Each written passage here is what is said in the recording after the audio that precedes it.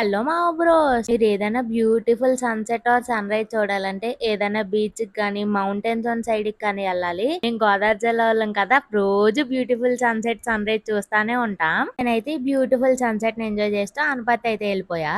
అసలు అనపర్తి ఎందుకు వెళ్తుంది అనుకుంటున్నారు కదా, మా గ్రూప్ లో ఉన్న బెస్ట్ ఫ్రెండ్స్ లో అయితే ఒక అమ్మాయి పెళ్లి ఉంది. ఆ మ్యారేజ్ గిఫ్ట్ చేయడానికి అయితే మేము సిల్వర్ బ్రేస్లెట్స్ అనుకున్నాం. దానికోసం అయితే వెళ్తున్నా నేను. ఫస్ట్ అయితే శ్రీలక్ష్మి గోల్డ్ షాప్ కి వెళ్ళాము. అదైతే రైల్వే స్టేషన్ దగ్గర ఉంటది. అక్కడైతే అబ్బాయిల బ్రేస్లెట్స్ నచ్చాయి కానీ మాకు అమ్మాయిలు అయితే అస్సలు నచ్చలేదు.